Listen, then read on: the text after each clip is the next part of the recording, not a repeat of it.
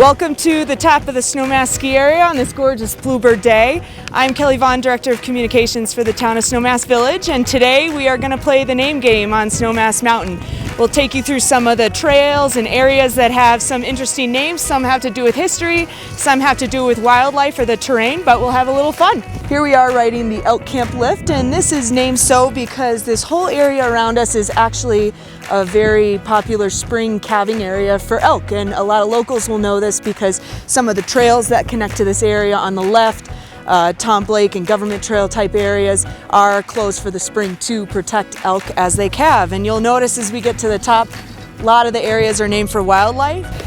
There's not much mystery to Longshots' name. It's the longest run on Snowmass ski area. After a hike, skiers or snowboarders are treated to a 5.3 mile run all the way down to Two Creeks.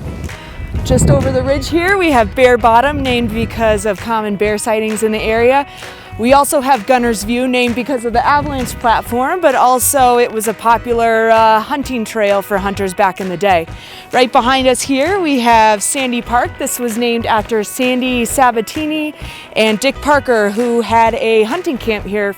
If you're heading from Elk Camp to basically any other part of the mountain, you're gonna hop on Adams Avenue. And actually this trail used to be called Village Bound, but in 1983 a local resident named Harlan Adams made a sizable donation to the Aspen Foundation. So the name was changed to thank him for that donation and memorialize him. So Naked Lady is one of everyone's favorite run names, and it also has a great story behind it. So Hal Hartman Sr., who was one of the kind of founding fathers of Snowmass ski area and helped develop the ski area, had a trails crew. This was one of the original ski touring areas. So he had a crew here maintaining the trails.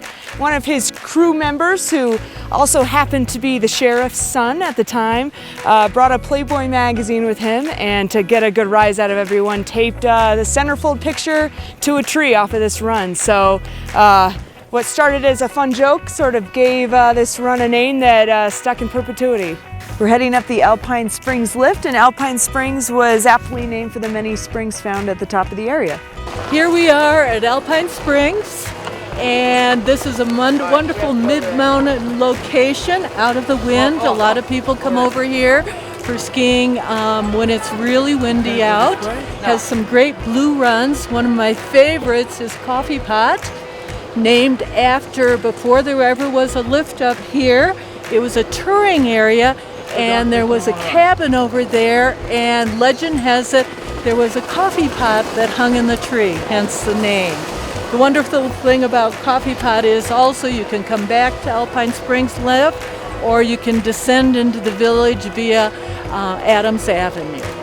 We're on the Coney Glade lift here, and this is a great lift to access one of Snowmass's biggest terrain parks, where you got a nice half pipe up there and jumps, etc. But actually this lift is named Coney Glade not for the hot dog or Coney Island, but it's actually named for the large presence of rock conies or groundhogs that are present in this area.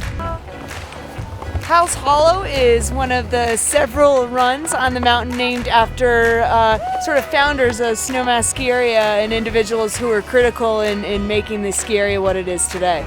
So it's rumored that Assay Hill got its name for the same reasons that Fanny Hill is named, just using a different term for the hindquarters. However, it's actually named after a mining term, which means to analyze or test a rock or ore to see what it contains.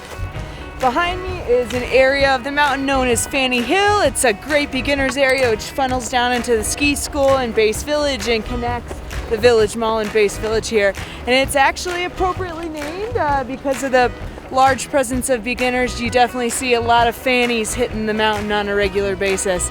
In fact, it's also a good name in the summer as well. This is where Snowmass hosts their Thursday free summer concert series. So you see a lot of fannies parked on blankets enjoying picnics here in the summer.